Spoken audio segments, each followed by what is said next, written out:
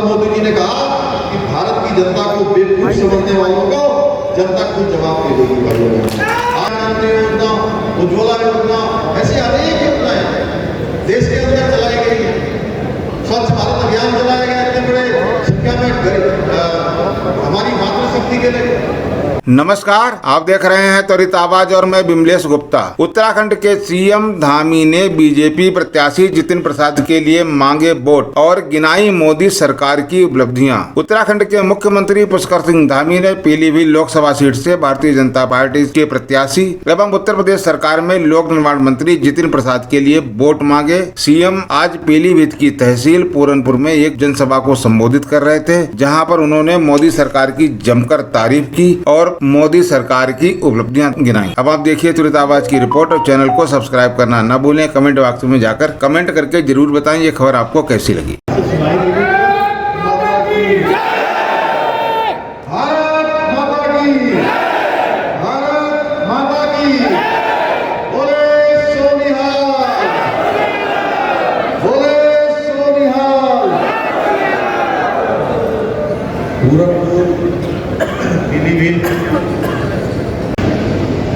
मैं प्रमुख जनों के इस सम्मेलन में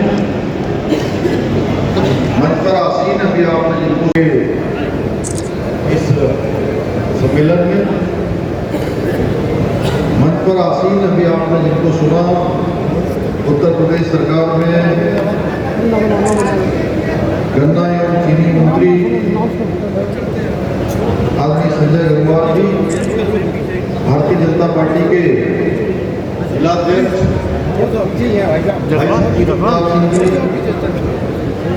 पूरनपुर क्षेत्र के लोकप्रिय विधायक, इनसे मेरा बहुत पुराना परिचय है, आदरणीय बाबूराम कसवा पासवान जी,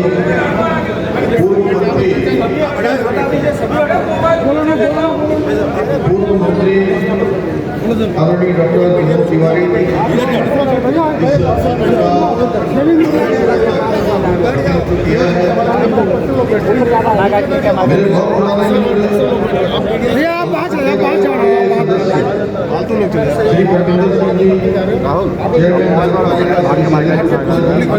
सर ये थोड़ा हटवा दीजिए। आप लोग सामने कर जाओ प्लीज, आप यहाँ पे आ जाइए थोड़ा सा। सिन्हा जी, हंसराज गुलाटी जी, हमारे बहुत पुराने साथी श्री सरवन भवरिया जी, गुप्ता जी,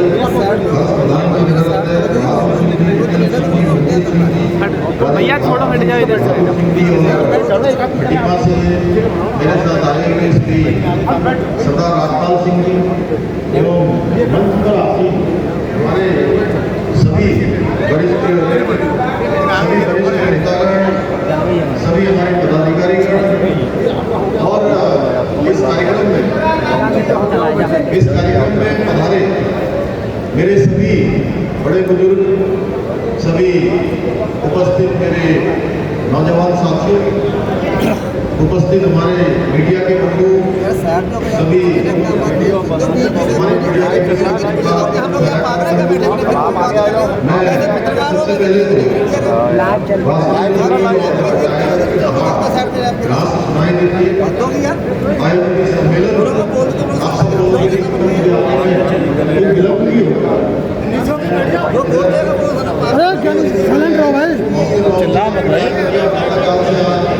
बहुत सारी सभाओं में भाग लेते हुए आप सबके आपके बदला में भी के साथ अभी करना है, वहाँ जाना है। आप सबको थोड़ा विलंब भी हुआ, लेकिन आप सब इतनी बड़ी संख्या में पधारे हैं। बहुत ही शॉर्ट नोटिस पर एक कार्यक्रम हो रहा है। मुझे परसों ही बताया गया कि आप सब लोगों से मुझे भेंट करनी है, तो आप इतनी बड़ी संख्या में पधारे। मुंडी नहीं कहा नीचे का, आपका पड़ोसी होने के नाते, आपके बिल्कुल पड़ोस से मैं रास्ते पर आ रहा था तो मैं सोच रहा था कितना जुड़ाव है हमारा पूरनपुर से, इस पूरे क्षेत्र से, कि माँ शारदा मेरे घर के बिल्कुल सामने से निकलती है, जिसको देखते देखते मैं पैदा हुआ, बड़ा हुआ और पूरे क्षेत्र सिंचने का काम करती है। इस पूरे क्षेत्र को जल जीवन देने देने का काम करती है। तो आप सबसे हमारा बहुत जुड़ाव रहा है। गन्ना एवं चीनी मंत्री आदरणीय संजय गंगवार जी, भारतीय जनता पार्टी के जिलाध्यक्ष भाई प्रताप सिंह जी, पूरनपुर क्षेत्र के लोकप्रिय विधायक का काम करती है, इस पूरे क्षेत्र को जल जीवन देने का काम करती है। तो आप सब उत्तराखंड का दायित्व के बाद पहली बार आप सबके बीच में मेरा आना हुआ है। तो मैं अपनी तरफ से आप सबका मैं स्वागत करता हूँ, आप सबका मैं अभिनंदन करता हूँ, आप सबको मैं प्रणाम करता हूँ। भाई बहनों, ये सम्मेलन का उद्देश्य आप सभी को पता है कि 19 अप्रैल को मोदी जी को हमने तीसरी बार देश का प्रधानमंत्री बनाना है और उन्होंने तो 10 सालों में अपने जीवन का एक एक पल, एक एक क्षण जो भारत माता को समर्पित किया है उसको जन जन तक पहुंचाना है। और मैं कह सकता हूं कि इस सभागार में जितने भी लोग हैं वो सारे के सारे लोग कई हजार लोगों के बराबर एक एक व्यक्ति है, क्योंकि ये प्रबुद्ध जनों का सम्मेलन है, इंटेलेक्चुअल्स लोगों का सम्मेलन है। और ऐसे लोग जिनको मैं कह सकता हूं कि इस पूरे पूरनपुर क्षेत्र के सारी क्रीम यहाँ पर बैठी है, जिस प्रकार से क्रीम होती है उस प्रकार का ये सम्मेलन है। भाइयों बहनों, आप सभी लोग समाज के सम्मानित व्यक्ति हैं, समाज के बेहतर भविष्य के लिए उन्हें समय समय पर आप सबके माध्यम से उनके बीच में बातें जाती हैं, जो देश में चल रहा है, समाज में चल रहा है, दुनिया में चल रहा है, उन सब बातों की जानकारी आप सबके माध्यम से समाज के अंतिम छोर में खड़े हुए व्यक्ति तक पहुंचती है। आज फिर से वो समय आ गया है जब हम सबको एकजुट होकर इस क्षेत्र के प्रत्याशी श्री जतिन प्रसाद जी, जिनका एक शानदार कैरियर है, बहुत सारी समस्याओं को उन्होंने समाधान की ओर ले जाना है, भारत सरकार की और राज्य सरकार के बीच अच्छा बेहतर तालमेल करके इस पूरे पूरनपुर क्षेत्र को आगे बढ़ाने का काम उनके पास आया है। माननीय प्रधानमंत्री जी ने भारतीय जनता पार्टी के केंद्रीय संसदीय बोर्ड आप सबकी सेवा के लिए उनको आपके बीच में भेजा है। भाइयों बहनों, मैं अगर पूर्व की सरकारों की बात करूं तो पूर्व की सरकारों ने प्रबुद्ध जनों का हमेशा तिरस्कार किया है, कभी उनको सम्मान देने का काम नहीं किया भाइयों बहनों। परंतु आदरणीय मोदी जी के नेतृत्व वाली सरकार ने हर उस योग्य व्यक्ति को जिसके अंदर क्षमता है, जिसके अंदर प्रतिभा है, जिसने जीवन में परिश्रम किया है, जिसने कोई भी खोज की है, अपने को साधा है, उसको सम्मान देने का काम किसी ने किया है तो भारत के आजाद भारत के इतिहास में नरेंद्र मोदी जी ने किया है। भाइयों बहनों, हम सब जानते हैं पिछले 10 सालों में किस प्रकार से नए कीर्तिमान देश के अंदर स्थापित हुए हैं। आज भारत चहुमुखी विकास की ओर आगे बढ़ रहा है। आज भारत विश्व के पटल पर एक महाशक्ति के रूप में उभर रहा है। आज भारत का डंका पूरी दुनिया में बज रहा है। भारत ऐसे समय में जब देश के अंदर कोरोना जैसी महामारी का हमने सामना किया, इस कोरोना महामारी के बाद भी भारत दुनिया की 11वें नंबर से 5वें नंबर की अर्थव्यवस्था बन गया है।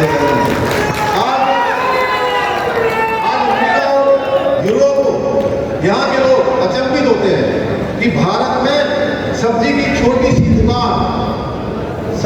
छोटी सी दुकान वाली महिला भी यूपीआई के जरिए मोबाइल पर पेमेंट का लेन देन करती है। भाइयों बहनों, आप सोचिए कि पूरी दुनिया का जितना डिजिटल ट्रांजैक्शन है उसका 50% अगर किसी देश में हो रहा है तो हमारे देश में हो रहा है। भाइयों बहनों, और ये सब इसलिए हो पा रहा है कि हमारे पास मोदी जी का जैसा एक दूरदर्शी और सशक्त और दृढ़ निश्चय वाला हमारे पास नेतृत्व है। भाइयों बहनों, आपको याद होगा 2014 में जब देश के प्रधानमंत्री मोदी जी बने थे तो उस समय जब उन्होंने यूपीआई पेमेंट को बढ़ावा देने की बात की तो बहुत सारे लोग मजाक उड़ाए, कहते थे यहाँ तो मोबाइल कनेक्टिविटी नहीं है, इंटरनेट काम नहीं करता है, कम पढ़े लिखे लोग हैं, यहाँ पर मोबाइल से यूरोप यहाँ के लोग अचंभित होते हैं कि भारत में संभलने वालों को जनता खुद जवाब दे देगी भाइयों बहनों। आज वो समय आ गया है कि जनता स्वयं जवाब दे रही है। देखिए, आप छोटी सी सब्जी की दुकान हो, छोटा फल वाला हो, ठेली वाला हो, रेडी वाला हो, आज यूपीआई से पेमेंट करता है। ये नया भारत है भाइयों बहनों, ये नया भारत आपके एक वोट की ताकत से बना है, जो आपने मोदी जी को बनाने के लिए दिया है, आपने अपने क्षेत्र के विकास के लिए दिया है। भाइयों बहनों, आपको सभी को पता है मोदी जी की योजनाएं किस प्रकार देश में हर गरीब, हर पिछड़े लोगों की और समाज के अंतिम छोर में खड़े हुए लोगों की जिंदगी को बदलने का काम किया है। जनधन योजना, उज्ज्वला योजना, आयुष्मान भारत योजना, किसान समृद्धि योजना, पीएम आयुष्मान योजना, गरीब कल्याण अन्न योजना, उज्ज्वला योजना, ऐसी अनेक योजनाएं देश के अंदर चलाई गई है। स्वच्छ भारत अभियान चलाया गया इतने बड़े संख्या में हमारी मातृशक्ति के लिए इज्जत घर बनाए गए। आज भी देश के अंदर नई नई योजनाएं लाई जा रही है, ड्रोन दीदी योजना हो या लखपति दीदी योजना हो, तमाम योजनाओं को आज देश के अंदर नए सिरे से लाने का काम प्रधानमंत्री मोदी जी के नेतृत्व में हो रहा है। और जब मोदी जी ने कहा, पहला जब मोदी जी ने भाषण दिया था, तो पहले भाषण में मोदी जी ने कहा कि देश, हमारी सरकार गरीबों को समर्पित सरकार होगी, गरीबों के कल्याण के लिए सरकार होगी। तो लोगों ने मजाक उड़ाया था उनके भाषण का भाइयों बहनों, लेकिन मोदी जी ने जिस दृढ़ता से, जिस परिश्रम से अपने जीवन के, अपने 10 सालों के एक एक पल और एक एक क्षण को देश के लिए समर्पित किया, उसका परिणाम हुआ कि 25 करोड़ लोग आज गरीबी रेखा से बाहर आ गए भाइयों बहनों। और मोदी जी ने ऐसे अनेक काम देश के अंदर ऐतिहासिक फैसले लिए, ऐसे फैसले लिए हैं जिनके बारे में कोई सोचता भी नहीं था, जिनको लोग नामुमकिन कहते थे। नामुमकिन कहते थे कि देश के अंदर कश्मीर से धारा 370 हटेगी भाइयों बहनों। एक झटके में देश के अंदर कश्मीर जो है भारत का अभिन्न अंग हो गया, और कश्मीर के अंदर भी एक किसान, एक विधान और एक प्रधान की परिपाटी पूरे देश के अंदर लागू हो गई, जो कश्मीर के अंदर लागू हुई थी। 3 तलाक का कानून लागू कर दिया, नागरिकता संशोधन विधेयक सीएए लागू किया। अभी मैं गलिया रामपुरा से आ रहा हूं, बहुत बड़ी संख्या में उस क्षेत्र में हमारे पूर्वी पाकिस्तान, जो पहले पूर्वी पाकिस्तान होता था, बाद में बांग्लादेश बन गया, वहाँ बांग्लादेश से आए हुए लोग हैं। भाई बहनों, अभी संजीव प्रताप गाड़ी में बता रहे थे कि यहाँ की भी जो वोटरों की संख्या है, इस कानून के लागू होते ही सीधे 1 लाख से भी ऊपर चले जाते हैं। बड़ी संख्या में अभी हम लोग चर्चा करते आ रहे थे। इसी प्रकार उधमसिंह नगर, जहाँ बड़ी संख्या में बांग्लादेश से आए हुए हमारे विस्थापित भाई बहन रहते हैं, उनको भी तमाम प्रकार के अधिकार मिलने वाले हैं। उनको मकान मिल जाएंगे, उनको सरकार की अन्य सुविधाएं मिल जाएंगी, उनके जीवन में परिवर्तन होने वाला है। और देखिए, पहले देश के अंदर बहुत हमले होते थे, सेना को जवाब देने के लिए आदेश देना पड़ता था। मैं एक सैनिक होता हूँ, मैंने देखा है कि सैनिकों को किस पीड़ा से गुजरना पड़ता था, किस घुटन से गुजरना पड़ता था। लेकिन मोदी जी के प्रधानमंत्री बनने के बाद अब अगर देश के ऊपर हमला होता है, कोई गोली आती है, तो सेना सर्जिकल स्ट्राइक भी करती है, और गोली का जवाब गोलों से देने का काम भारत की सेना करती है भाइयों बहनों। ये नया भारत बनाने का काम मोदी जी ने किया है। और हम सबके हालात थे, जो भगवान श्री राम लंबे समय से कहाँ निवास कर रहे थे, अयोध्या में जहाँ पैदा हुए, टेंट में रहते थे भाइयों बहनों। उस टेंट से रामलला को मंदिर में ले जाने का काम, महल में ले जाने का काम, और हम सबको नए रामयुग का साक्षी होने का अवसर अगर किसी ने दिया है, हमको इस अवसर का साक्षी बनाया है, तो ये अवसर भी हमको प्रधानमंत्री मोदी जी के नेतृत्व में मिला भाइयों बहनों। एक नया रामयुग देश के अंदर आया है। ऐसे अनेक काम आज देश के अंदर लगातार हो रहे हैं भाइयों बहनों, जहाँ एक समर्पित भाव से मोदी जी काम कर रहे हैं, और जो हमारे विपक्ष में उनकी स्थिति आप जानते हैं, अच्छी तरह जानते हैं भाइयों बहनों। हमारे सिख भाई बड़ी संख्या में यहाँ आए। अभी भाई प्रगतन मुझे बोल रहे थे, तो मुझे ध्यान गया, मैं जब भी जाता हूँ तो मेरे को एक बात समझ में नहीं आती भाइयों बहनों। आज हमारी जो सिख समाज है, उसके बीच में दूसरे लोग वोट मांगने भी कैसे आ सकते हैं, जिन्होंने 1984 में जो कत्ले आम हुआ था, किस प्रकार का अन्याय हुआ था, किस प्रकार से लोगों को मजबूरी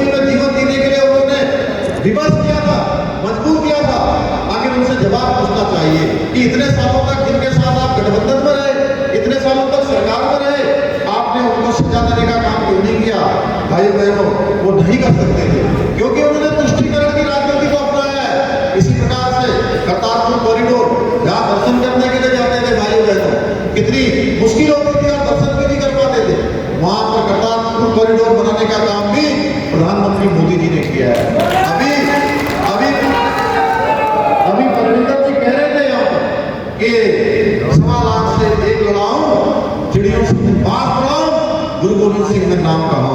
भाइयों बहनों, जहाँ शक्ति होती है उसकी पूजा होती है, लेकिन इस धर्म को बचाने के लिए, संस्कृति को बचाने के लिए, ईमान को बचाने के लिए फतेह सिंह और बाबा जोरावर सिंह बाबा किस तरह से दीवारों पर चुन दिए गए, किस प्रकार से उनको विवश किया गया। छोटे छोटे बच्चों को उस उम्र में कैसे उनके ऊपर यातनाएं दी गई, उनके मुंह से निकला कि हम रुक नहीं सकते, हम झुक नहीं सकते, हम ईमान के सच्चे, हम धर्म के सच्चे, हम गुरु गोविंद सिंह के बच्चे। भाइयों बहनों, उनके इतिहास को देश के सामने रखा नहीं गया, दुनिया के सामने नहीं रखा गया। देखिए मोदी जी ने वीर बाल दिवस पूरे देश के अंदर मनाने की घोषणा करी। ऐसा इतिहास जो हमारा धर्म और संस्कृति के लिए जिन्होंने कुर्बान अपने को कर दिया, क्या पूरे देश के लोगों को बताया नहीं जाना चाहिए? पूरी दुनिया के लोगों को बताया नहीं जाना चाहिए? आखिर क्यों नहीं बताया गया? ये प्रश्न मेरा नहीं है कि मैं यहाँ बोल रहा हूँ, ये प्रश्न हम सबका है और इसका उत्तर भी हम सबको मिलकर खोजना होगा। हम सब लोग अगर मिलकर उत्तर खोजेंगे तो जरूर पता लगेगा कि आखिर गुरु तेग बहादुर जी का प्रकाश पर्व आज ही क्यों मनाया जा रहा है, आज ही पूरे भारत सरकार क्यों धूमधाम से मना रही है। गुरु नानक देव जी का, गुरु गोविंद सिंह जी का, हमारे 10 गुरुओं का। इस प्रकार से आज हर जगह पर सम्मान हो रहा है, धर्म का भी सम्मान हो रहा है, विरासत को भी बढ़ाया जा रहा है, संस्कृति को भी बढ़ाया जा रहा है। वहीं विपक्ष हमेशा सनातन की बात होती है तो सनातन को भी कोसने का काम करते हैं भाइयों बहनों। कहते हैं कि सनातन धर्म कीड़े मकोड़ों की तरह है, मलेरिया, मच्छर, वायरल फीवर है। और गठबंधन के लोग कहते रहते हैं, लेकिन एक भी नहीं आता। अखिलेश जी भी कभी कुछ नहीं कहते, राहुल जी भी कुछ नहीं कहते, अर्जुन खड़गे जी भी कुछ नहीं कहते। कोई नेता नहीं बोलता है कि नहीं नहीं भाई ये गलत बात बोल रहे हैं। सब लोग मौन रहकर समर्थन करते हैं। आखिर कौन इनको जवाब देगा? भाइयों बहनों, एक समय था जब 2014 से पहले देश के अंदर कांग्रेस की गठबंधन की सरकार होती थी, कांग्रेस की सरकार, यूपीए की सरकार।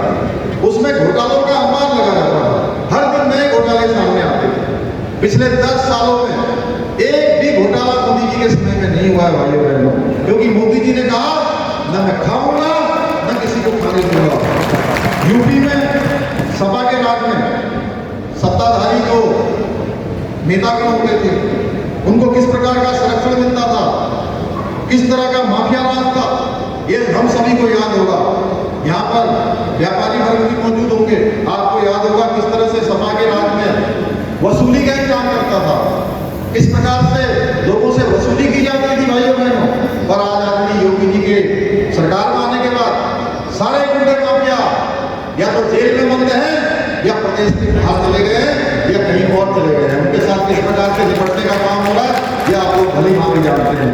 यहाँ पर सैनिक भी मौजूद होंगे, आपको याद होगा कि 1.25 लाख से 1 लड़ाऊं, चिड़ियों से बात बढ़ाऊं, गुरु गोविंद सिंह ने धर्म और संस्कृति के लिए जिन्होंने कुर्बान अपने को कर दिया, क्या पूरे देश के लोगों को बताया नहीं जाना चाहिए? पूरी दुनिया के लोगों को बताया। ये संघर्ष किया कि देश में 1 रैंक 1 पेंशन लागू हो जाए, लेकिन उनको भी धोखा देने का काम किया। मोदी जी ने इस पीड़ा को भी समझा और 1 रैंक 1 पेंशन को लागू किया। भाइयों बहनों, आज पूरा देश, पूरा विश्व जो भारत की शक्ति है, भारत का सामर्थ्य है, उसको देख रही है, उससे परिचित हो चुकी है। इसका परिणाम है कोई भी दुश्मन अब हमें आंख दिखाने की हिम्मत नहीं करता है। आज देश की सुरक्षा में लगे हुए सैनिकों को हर प्रकार से छूट मिली हुई है, उनको अच्छे अच्छे हथियार मिल रहे हैं, अच्छे उपकरण मिल रहे हैं, अच्छे उनके जैकेट मिल रहे हैं, अच्छे बूट मिल रहे हैं भाइयों बहनों। इसलिए आज सेना का हौसला बुलंद है। भाइयों बहनों, पहले हमारे देश के अंदर दवाओं और टीकों के लिए अमेरिका और यूरोप के देशों पर निर्भर रहना पड़ता था। कोई टीका भारत में